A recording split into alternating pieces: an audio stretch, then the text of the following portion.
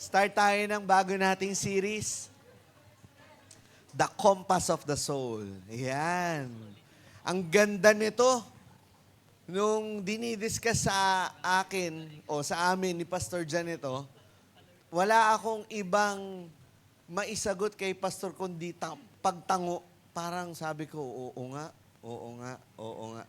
Tapos habang dinidiscuss si Pastor Jan ito, naalala ko yung buhay ko way back 2008 na ang dami-dami kong tanong. Dami kong tanong. Kung ikikwento ko yung journey ko bilang isang Kristiyano sa loob ng isang minuto, 1999 nung nakakilala ako kay Lord, 2002 to 2008 ako'y naging backslider. 2008 nung nakabalik ako kay Lord, 2014 nung ako'y pinagkatiwalaang maging pastor, at hanggang ngayon, 2026 na pala. 2026 na pala. Hanggang ngayon, sariwa pa rin kung paano ko kinuha ni Lord sa putikan at ibalik at bigyan ng kalinisan at mamuhay ng matuwid sa mata niya. Marami sa atin tinatanong o nagtatanong, Lord, ano po ba ang will niyo sa buhay ko? Ano po ba ang gusto niyong gawin ko? Ano po ba ang mga ihinanda ninyo sa akin? At yan yung pag-uusapan natin. Ako po inaatasan na simulan nitong series na to, Compass of the Soul. At ang pag-uusapan natin ay yung foundation. Saan nga ba tayo magsisimula? Start with what is revealed. Ano na ang ihinayag na ng Panginoon. Pero bago po yan, tumayo po tayong lahat, manalangin po tayo. Let us pray. Lord, salamat Panginoon sa umagang ito, sa araw na ito, at sa buhay na ito na muli mo pong pinahiram at pinagkatiwala sa amin. Salamat Lord dahil marami ka nang ihinayag. Ang gagawin na lang namin ay lakaran ito. Salamat Lord at binibigay namin ang kapurihan sa iyo sa tanging pangalan ng Panginoong Hesus. Amen. Amen. Sige po, makakaupo na po tayo. Parang medyo parang solemn na solemn agad tayo. Yung pag-upog, halos walang tunog Pwede ba tignan mo muna yung katabi mo, sabi mo, ready ka na ba? Masyado tayong na-carried away doon sa testimony ni Brother Darwin, no? Pero alam niyo po, nakakatuwa po dahil kitang-kita po namin talaga yung transformation ni Brother Darwin. Kung paano siya sinimulan ni Lord ayusin. Marami pong magagandang storya dito sa simbahan na to, na dito po nila nakita ang purpose at the same time, ang will ng Panginoon sa buhay nila. Amen? So, marami sa atin, yan yung palaging tanong, na, Lord, ano ba talaga ang will mo sa buhay ko? Naitanong nyo na ba yan sa sarili ninyo? Ang purpose na itong series na to, para makita natin yung big picture yung big picture ng kalooban ni Lord, yung magagamit natin sa pang-araw-araw nating buhay. Amen? So, madalas yan yung tanong natin, Lord, ano bang will mo? 'Di ba? Lord, will mo ba na mag-aral pa ba ako? Titigil na ba ako? Anong course ba ang kukunin ko? Lord, ano bang will mo? 'Di ba? Yan yung Kuya Will, hindi si Kuya Will Yung tanong natin, laging may patungkol sa kalooban na anong course ang kukunin ko? Ako, mga tanong ko to Lord, tutuloy ba ako? Saan ba ako kukuha ng entrance exam? Anong course ang kukunin ko? Naalala ko, varsity ako before. Alam ko, hindi kayo maniniwala. Varsity ako before ng badminton. Nire-represent ko ang Rizal. So, nag-try out ako sa UP, pumasa ako. Ang kaso in-offer sa akin ng UP is parang health, sports science. Kaso, gusto ko maging engineer. So, pumasa rin ako ng Mapua. Sabi ko, Lord, pipiliin ko? Gusto ko mag-badminton kasi gusto ko maging Philippine team na alam kong kaya ko. Take note, alam kong kayang-kaya ko mag-Philippine team. Kaso, gusto ko rin maging engineer. Gusto ko talaga at gusto ko rin yung school. Though, parehas ko silang gusto. Hanggang sa dumating ako sa point na, Lord, saan ba ako? Hanggang sa inalaw ko lang si Lord, sinunod ko lang siya, and then, praise the Lord, nakagraduate naman po ako ng engineering, colorless, walang flying color. Nakagraduate po ako ng engineering. So, yan yung mga, magtatrabaho ba ako o magnenegosyo? Di ba yung mga nagtatrabaho dito, pag medyo ang hirap-hirap na, hindi ako napopromo, magnenegosyo na lang ako. Di ba? Lord, ano ba talaga will mo? Trabaho, negosyo. Di ba? Sasagutin ko na ba yung nanliligaw sa akin? Babastidin ko? Mag-aasawa ba ako? Mag-stay single ba ako? Lord, ilang taon na ako? 50 years old na ako, Lord, wala pang nanliligaw sa akin. Lord, tutulungan na ba kita, Lord? Lahat na lang nakikita, humihingi ka ng sign. Di ba? Lagi na lang, Lord, siya na ba? Di ba, Lord, siya na ba? Pati yung speaking in tongues mo, siya na ba? Lord, siya na bigyan mo ako, Lord, ng sagot. Di ba? Laging gano'n na lang yung prayer natin. Humihingi tayo, anong kalooban ng Panginoon. Mag-i-stay ba ako sa Pilipinas? Mag-a-abroad ba ako? Sino sa inyo naging tanong na yan? Mag-a-abroad na ba ako? Kasi mukhang wala na pag-asa tong Pilipinas, di ba? Magre-resign na ba ako? O magtitiis muna ako dito? Kasi okay naman, mabait naman yung boss. Okay naman yung mga katrabaho. Kaso ang liit ng sahod. Hanggang ngayon, 70 pesos pa rin ang per day ko. 70 pesos per day. So, humihingi ka, anong will ni Lord, di ba? Then, minsan, ito pa, lalo na sa panahon ngayon, alam ko, hindi naman kayo aamin dito. Pero ako, ang naging tanong ko to nung isang araw lang, maliligo ba ako o hindi? Lamig eh. Alam mo yung kwarintahin, di ba? Ang lamig ng tubig. Kami po, wala naman kaming heater eh. Nagpapakulo lang kami ng mainit na tubig. Sino kayo nakaka-relate dyan? Medyo gaganong-ganon mo po. Mayana. Antayin ko muna will ni Lord kung maliligo ako ngayon. Nakaka-relate ba? Wala akong sinasabi kung anong edad ang example ko, ha? Alam ko, mas nakababata ang humihingi ng will ni Lord kung maliligo ba o hindi. Daanin sa ganda. Daanin sa pilikmata. Daanin sa kurap-kurap na lang, hindi na halatang hindi ka naligo. Kuha natin. So, nagpe-pray tayo, nagfa-fasting tayo, humihingi tayo ng sign. Di ba? Nakukuha natin. Sino sa inyo, ginawa na yon? Nung prayer and fasting, sinama natin yung mga gusto nating maging sagot ni Lord. At kung minsan, pinipilit pa natin si Lord, malaman lang yung kalooban ng Panginoon. Lord, siya talaga gusto ko eh. Pero kung ano kang ibang gusto para sa akin, Lord, siya na lang. Di ba? Pinilit mo na eh. Talagang pinush mo si Lord, di ba? Ganun ka-hard seller kay Lord. So, pero sandali lang. Masyado tayong abala. Masyado tayong abala sa pag-alam ng will ni Lord. Madalas, hinahanap natin yung mga nakatagong kalooban ni Lord. O ano pa yung hindi niya nire-reveal. Makinig po, habang marami na siyang nire-reveal o marami na siyang inayag na kung ano ang kalooban niya. What if, isang araw, si Lord naman ang magtanong sa atin. Pag tinanong tayo ni Lord, sinusunod mo ba ng malinaw ang sinabi ko? Ang kalooban ni Lord o will ni Lord na ihinayag niya na, dapat yun ang ginagawa mo kasi kalooban niya nga eh. Ang tanong, sinusunod mo ba? Huwag mong tignan yung katabi mo. Nakaka-offend ka naman eh. Gaganyan ka na naman. Sinusunod. Tanungin mo yung sarili mo. Kalabitin mo nga yung sarili mo, sinusunod ko ba? Mga kapatid, bago natin hanapin yung hidden will ni Lord, kailangan muna nating lakaran yung revealed will ni Lord. Lakaran muna natin. Hindi yung hanap tayo ng hanap, nandyan na nga eh. I remember one time, si Pastora, siguro naawa na yung misis ko. Binilan ako ng cellphone. Nag-install ako ng mga dati kong app. Install ako. Notes. Basta yun, nag-install na ako. Hanap ako ng hanap dun sa notepad. Nakita ko, meron palang installed.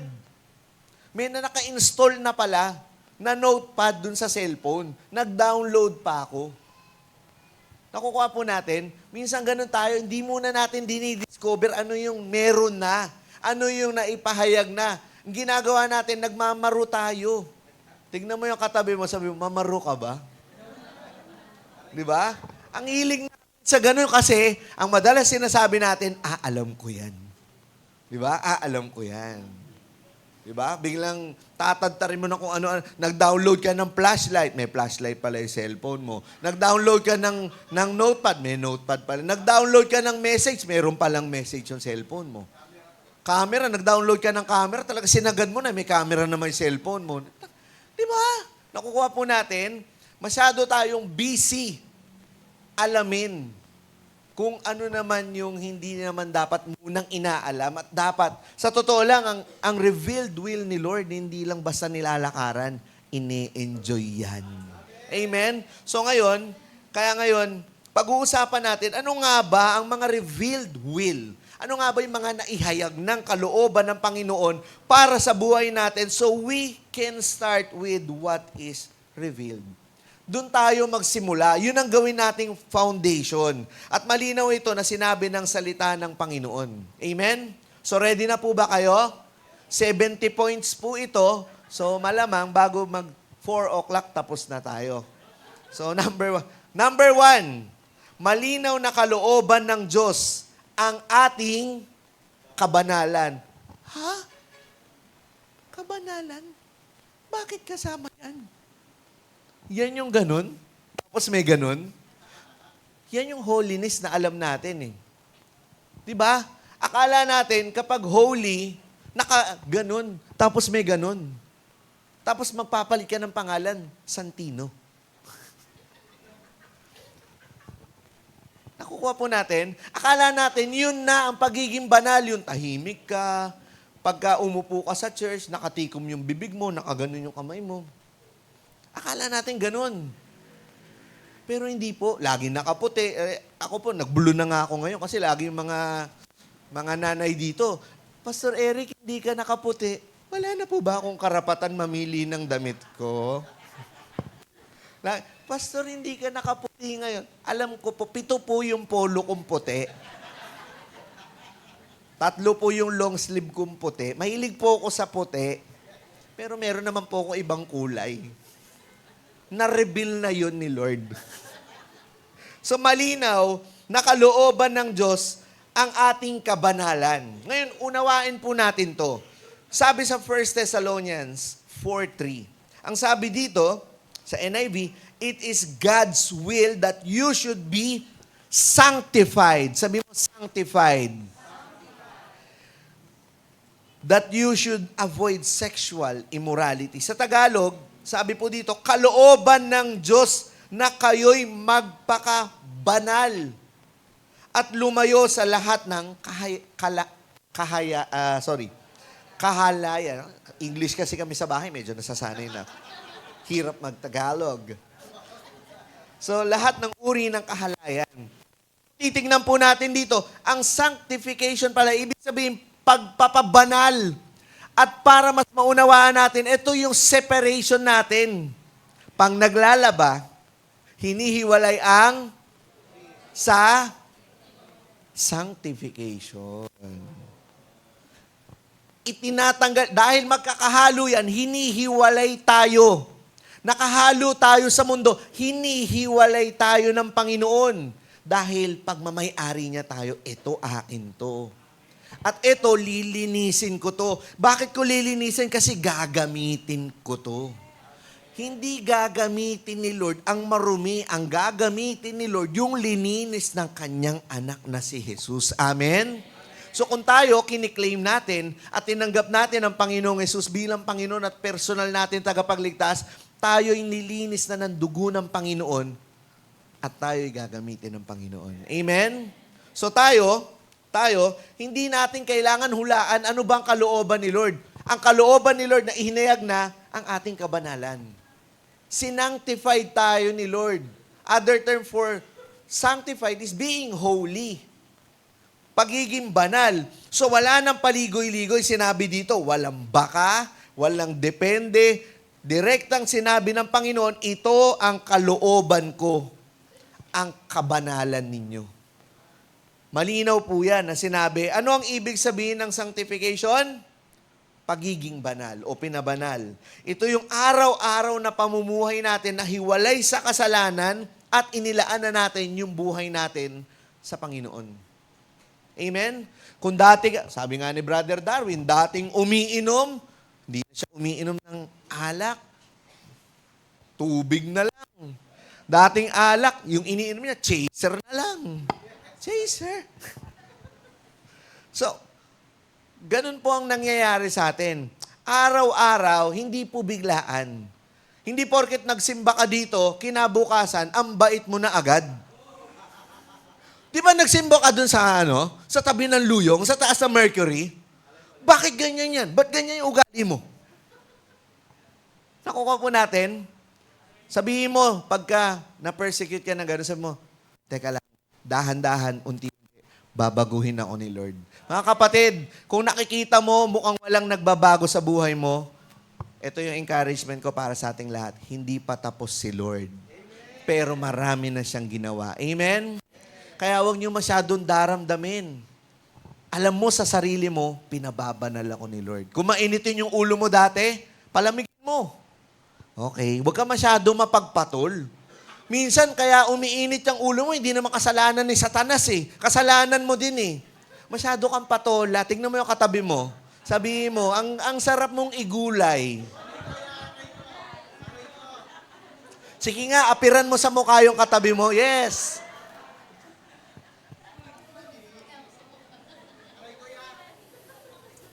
Makinig po tayo dito. Hindi ka pwedeng humingi ng direksyon kay Lord habang tinatanggihan mo naman ang correction ni Lord. Ulitin ko, hindi ka pwedeng humingi ng direksyon kay Lord habang tinatanggihan mo naman ang correction ni Lord. Ikino-correct tayo ni Lord araw-araw kasi nga pinababanal niya tayo. Yan ang kalooban niya. Ang kaso ayaw mo. Hingi ka ng hingi ng will kay Lord, ayaw mo namang sumunod. Andiyan pa tayo?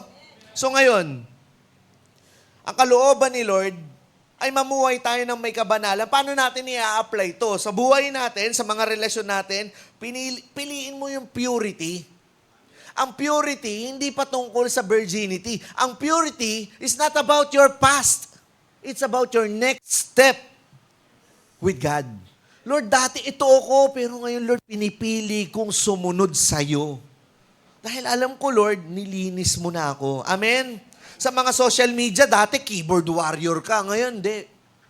Nonood ka na lang. Hindi na ako papatol dyan. Igilan mo may yung buhay ng daliri mo. Di ba nga? Marami naging ganyan nung pandemic. Kung mo na tignan yung katabi mo, isa ka rin doon. Sa isip mo, sa puso mo, tanungin mo, hinayaan mo na bang linisin ka ni Lord? Yung mga pang-heart check and life check natin. Dahil sabi ng salita ng Panginoon, make every effort to live in peace with everyone and to be holy. Without holiness, no one will see the Lord. Yan yung sinabi ng Hebrews 12:14. Without holiness, no one will see the Lord. Sinabi rin sa 1 Peter 1:15, be holy because I am holy. So, hindi ito nire-request ni Lord. Ine-expect ito ni Lord sa atin na maging banal tayo. Amen? Kapag ang puso nilinis na ng Diyos, sa Kanya tayo tinuturuan kung paano makitungo sa kapwa. Mula sa pagiging banal, dadalhin niya tayo sa pagiging makatarungan, mahabagin at mapagkumbaba. Yan naman yung point number 2 natin.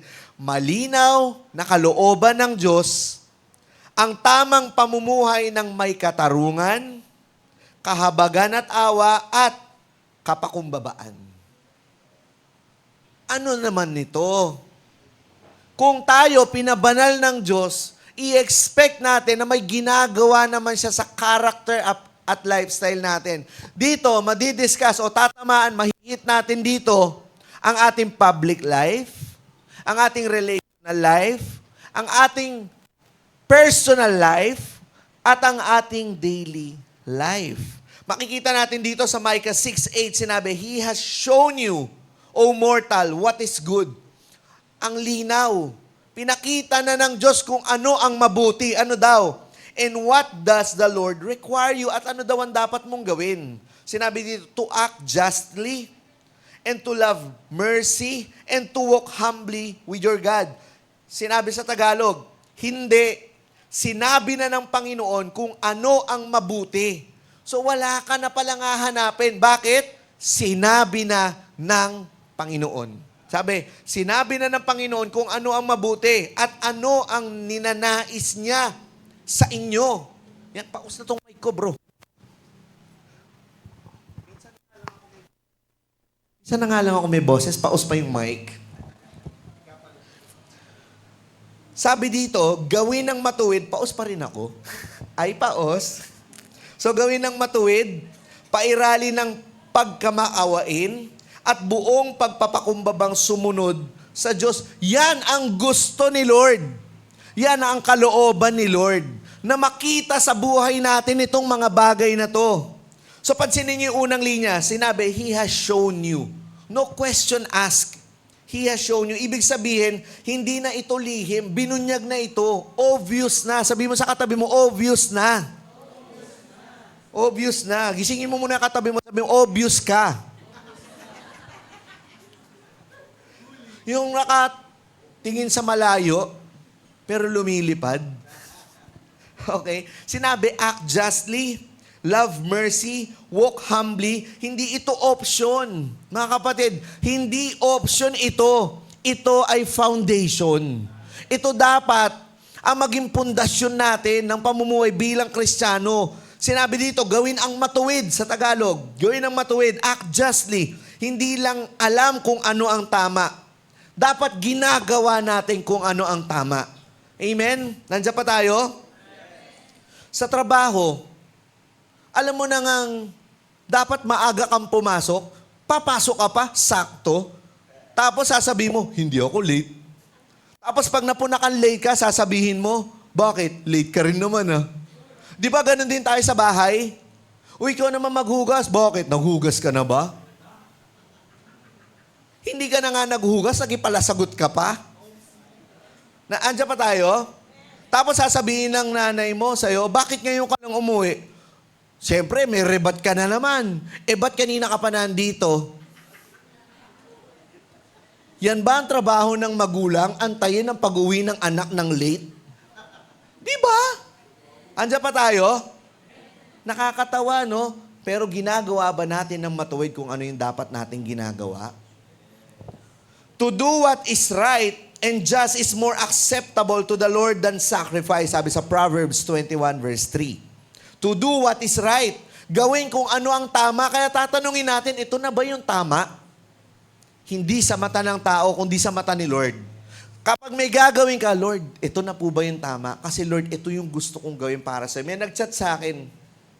Actually, member natin to sa Tarlac. Bata to. Sabi niya, Pastor, gusto ko na po magbago kasi ang dami ko pong kasalanan. Knowing na itong batang to, elementary to Elementary to. Wala pa yatang grade 3 to o grade 4. Sabi ko, nakakatuwa naman to. Yung conviction ng word sa kanya talagang malalim. Kaya sabi niya, Pastor, itong bagong taon na to, sisimulan ko po mag-wish kay Santa. Hindi pala kasama yon. So, talaga pong susunod na po ako kay Lord. Nasabi na ba natin yon? Ilang taon na ba tayo bago natin ma-realize kung ano ang tama at mali? Andiyan pa tayo? Grabe naman si Pastor. Nabubuking naman ako. So, gawin kung ano matuwid. Pangalawa, na sinabi din dito, pairalin ang pagiging maawain o pagkamaawain. Sabi dito, sa Matthew 5:7, Blessed are the merciful, for they will shown mercy. Hindi lang nagbibigay ng awa, minamahal ang awa. Nakita mo na yung kalagayan ng isang kapatiran. Kamusta na? Kuya, namomroblema po kami sa tuition. Kuya, wala po kami gano'n. Ate, wala po gano'n. Sige, pag-pray kita. Kung meron ka namang kakayahan, tumulong financially, physically, morally, spiritually. Huwag lang puro pray. Tumulong ka din. Show mercy. Alam mo na ngang napapagalitan sa office, makikiyehey ka pa. Ayan, kasi tama lang sa'yo. Hindi ba pwede magbigay ka naman ng light, life, and encouragement? Hindi pa pwedeng hindi ka makigaya sa iba? Dahil ang ni-reveal ni Lord, dapat ganitong pamumuhay natin, pairalin ang pagkamaawain. Amen? Paano ka tumingin sa makasalanan ngayon? Ayan, makasalanan yan. Hindi pa nagsisimba yan. Sinungaling pa yan. Binilang mo na yung pagkakamali. Wala na bang space sa puso mo para magpatawad? Wala na bang space sa puso mo para makita mo na meron pang kayang gawin si Lord sa taong yan? Amen? I remember one time, meron pumunta. Ito nangyayari po sa ating lahat to. Nagkakapi kami, papunta yata akong Batangas nun. Kakapi kami, hindi ko maalala kung sino kasama. May lumapit. Lalaki, medyo malaki yung katawan. May abs sa dibdib eh. Abs sa dibdib. Sabi sa akin, Kuya, pengin naman ng pangkain. Pagtingin ko, muntikan ako mapasign of the cross sa gulat eh. Ang laki-laki ng katawan mo, namamalimos ka. Kaya nga siya nanghihingi. Kasi humihingi siya ng tulong. Kung wala, wala. Pero kung meron naman, hindi ka na nga nagbigay, nagsalita ka pa, asa ng mercy doon? Show mercy. Sige, ngayon tutulungan ko to. Pero, samahan mo ng prayer, Lord, tulungan mo po tong taong to. Kasi mas mabilis tayong maghusga kaysa sa tumulong. Mas mabilis tayong maghusga kaysa sa umunawa. Andiyan pa tayo? Pumalakpak po lahat ng judgmental. Yes. Yan. Amen. Praise God, nagrepent po tayo sa pamamagitan ng palakpak. Ang taong tunay na nakaranas ng awa ng Diyos, hindi maramot na magbigay ng awa sa iba. Nakukuha niyo po? Ang taong tunay na nakaranas ng awa ng Diyos, hindi maramot o hindi magdadamot magbigay ng awa sa iba. Andiyan pa po tayo? Wala sumasagot. Siguro hindi pa ito nakakaranas.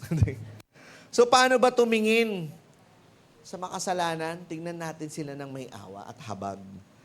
Sabi dito, pangatlo natin dito, mamuhay ng mapagkumbaba sa harap ng Diyos at kasama ng Diyos. Humility, humbleness. Hindi nauuna yung ego, hindi nauuna yung pride, hindi yung Lord, sundan mo ang plano ko, kundi Lord, ano ang plano mo? Kung minsan, hindi natin namamalayan, masyado na pala tayo nabubulag sa sobrang galing natin, yung maraming plano natin, hindi natin na planong ipacheck kay Lord. Lord, ano po ba ang plano mo? Kasi may plano po ko, pero Lord, kung anong plano mo, yun po ang susundin ko. Pwede ba sabihin mo sa katabi mo, tara magpacheck tayo ng plano kay Lord. Gusto mo magpakasal? Gusto mo magpakasal, pares kayong walang trabaho. Gusto mo magtrabaho? Ang problema, ayaw mong bumangon sa kama. Lagi lang na, mamaya na. Gusto mo ng maayos na bahay, maayos na buhay, pero wala kang ginagawa. Konting gagawin mo, pagod ka agad. Andiyan pa tayo? Paano natin sasabihin kay Lord, na Lord, tulungan mo ko? Kung hindi mo man lang magawa na, Lord, patawarin mo po ko. Ganito po yung kalagayan at ginagawa ko. Andiyan pa tayo, mga kapatid. Sinabi dito, sa James 4:6, but He gives us more grace. That is why Scripture says, God opposes the proud, but shows favor to the humble. So, si Lord, ibinababa niya. Si Lord na ang nagbababa sa mga mapagmataas at siya ang nag-aangat sa mga mapagkumbaba. Kaya hindi lang dapat natin nababasa ang salita ni Lord, dapat ginagawa natin ang salita ni Lord. Hindi natin pwede sabi, ay alam ko na yan. Ay oo nga. Marami sa atin minsan ganyan yung pag masyado na tayo na over-familiar sa church, sa life group, sa fellowship, sa Christian life. Pag masyado na tayo na familiarize, hindi natin namamalayan na nawawala na pala itong mga to. We don't act justly. Wala na rin yung pagiging merciful natin. Wala na rin pala yung pagiging mapagkumbaba natin sa harap ng Panginoon. Lahat kaya na natin. Pero sabi ng Panginoon, sa kanyang salita, kapag may narinig ka, huwag mo lang basta narinig, isabuhay mo. Pwede ba this time, ganun ang gagawin natin? Kung ano, gawin natin to. Target natin, ha? Kung ano yung preaching, targetin natin na starting after ng preaching, isasabuhay ko per points. Gagawin ko. And then, mag-heart check tayo bago matapos yung isang buong linggo. Lord, nagawa ko ba? yung mga narinig ko sa preaching ni Pastor Jan, Pastor Eric, Pastor Abby, at ng iba pang mga pastor. Check natin, nagagawa ko ba kung ano yung nabasa ko sa devotion ko at narinig ko sa preaching? Andiyan pa tayo? Amen? Kung hindi natin ginagawa yung mga clear things, yung mga maliwanag na ipinakita, hindi pa tayo handa sa mga unclear things. Bakit? Yung maliwanag nga na hinayag na ng Panginoon, hindi natin magawa. How much more yung ipapakita niya pa lang. Kaya hindi pa pinapakita yan ni Lord kasi hindi pa tayo handa. Naalala ko yung example ni Pastor Jan na shinare niya sa amin. Inilabas sa mga Israelita saan? Sa Egypt, sa lugar ng kasalanan. Sinabi ni Lord, pupunta kayo sa lupang pangako. Pero inalaw ni Lord na 40 years, paikot-ikot lang sila. Ganito ang magandang example nun. Ito ang Egypt. Ito ang Egypt. Ito sa may keyboard. At ito yung lupang pangako sa may drum set. Pero inalaw ni Lord na lumabas sila, tumawid sila ng Red Sea at magpaikot-ikot ng 40 years. Umikot pa doon sa likod bago makapunta dito. Bakit? Bakit inalaw yun ni Lord? Kasi may tinitrim out si Lord. Bukod sa gusto ni Lord na bigyan ka ng direksyon, mas gusto ni Lord unahing ayusin yung puso mo, lifestyle mo, character mo. Dahil alam ni Lord na kapag hindi na-polish yan, papasok ka dun sa lugar na yun ng may mapagmataas na puso. Kung minsan, may mga pinagpe-pray tayo, naiinip na tayo, minamadali na natin, minsan pinangungunahan na natin si Lord. Bakit hindi pa binibigay ni Lord? Kasi may inaayos pa si Lord. Tingnan natin yung mga bagay na hindi pa binibigay ni Lord dahil may inaayos pa si Lord sa atin. Nakuha natin, naalala ko, nagpe-pray ako ng kotse, talaga meron na akong pambili. Hindi ako makabili. Lagi na lang may mga biglaang gastos. Then, naalala ko, nung time na yon, talagang mainitin yung ulo ko. Talagang tahimik ako, bigla na lang akong napapaaway. Yung iba siguro dito nakaka-relate, di ba? Yung tahimik ka, pero bigla ka na lang nananapak. Sabi ko, siguro kung nung binigyan ako ni Lord ng mga ganung panahon, hindi lang ako marami nabugbog. Malamang tumatagos na ako ngayon. Dahil doon sa ganung klaseng character. Nakuha po natin, and then nung unti-unti, napapalis na, pinagkatiwalaan naman na tayo. Kailangan natin i-work out yan, mga kapatid. Kailangan natin lakaran yung obvious will ng Panginoon bago natin hingin yung hidden will ng Panginoon. Nandiyan pa tayo? Kapag banal ang puso, banal, inayos, nilinis. At tama ang pamumuhay, yan may mga connection to eh. Kapag banal ang puso, tama ang pamumuhay, doon nagiging malinaw ang mga susunod na hakbang natin. Kapag nakakasunod tayo kay Lord, mas ginagawa niyang obvious yung next direction. Hindi na natin kailangan pilitin si Lord. Hindi mo na kailangan pumadyak na kasi naman, Lord. Please naman, Lord. Hindi mo na kailangan gumanyan. Dumarating ito kapag tama ang foundation. Amen? So, ang pangatlong point natin is obedience muna bago ang direction. Mas concern si Lord na maayos ang buhay, puso, bago bigyan ng next step. Andiyan pa po tayo? Baka kasi kaya hindi ka pa napopromote dahil pag ikaw na yung boss, baka sadista kang boss. Lahat na lang tatanggalin mo, lahat na lang pagagalitan mo. Laging mainit ulo mo, imbis ang pangalan mo. Kunyari ang pangalan mo, Jose. Ang tawag na sa'yo ng mga tauhan mo, Dragon. Tapos sasabihin mo, Christian ka pa naman. Di ba, nakukuha po natin? Madalas, ang dasal natin, Lord, ipakita mo sa akin kung ano ang kasunod kong gagawin o Lord, kung ano ang gagawin ko. Ang biblical faith, Lord, susunod ako sa mga ipapakita mo. Kung minsan, inaalaw ni Lord na lumakad tayo nang hindi natin alam kung ano ang kasunod. At maging dependent tayo sa sasabihin niya. Andiyan pa po tayo? Naalala niyo yung story ng Exodus? Ano yung lumalabas paggabi? Yung pillar of fire. And then sa umaga, yung pillar of clouds. So pagpapakita yun na kapag gumalaw yun, mag-move out din sila. So ganun ang gusto ni Lord. Maging dependent tayo sa Kanya. Maging obedient tayo sa Kanya. God does not negotiate obedience. He expect it. Ine-expect ni Lord na marunong ka na sumunod ngayon. Na, tingnan mo yung katabi mo, sabi marunong na dapat. Psalm 119:105, Your word is lamp for my feet, a light on my path. Hindi spotlight ang word of God na makikita mo agad ang buong future. Lamp lang, lamp. Isang hakbang sa bawat pagkakataon. So, doon tayo nagiging dependent kay Lord. Ito yung pinakita niya ngayon, hakbang.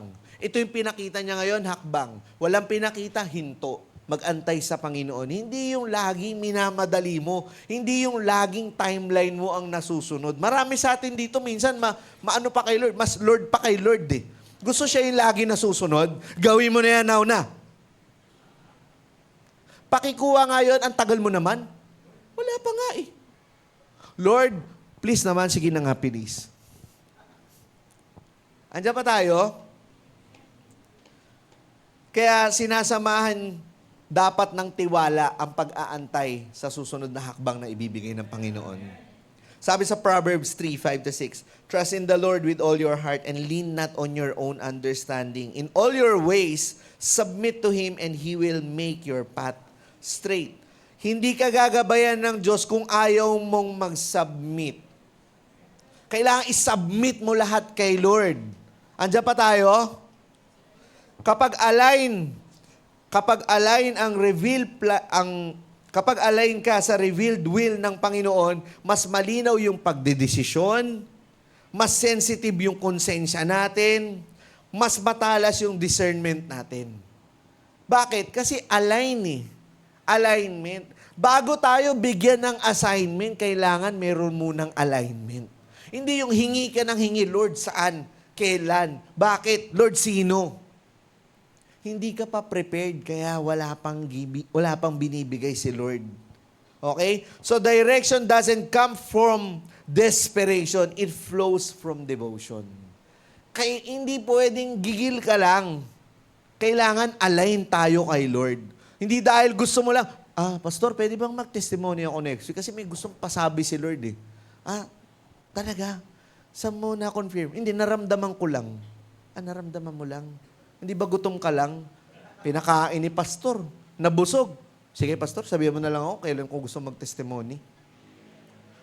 Sabihin mo nga sa katabi mo, wag ka for feelings.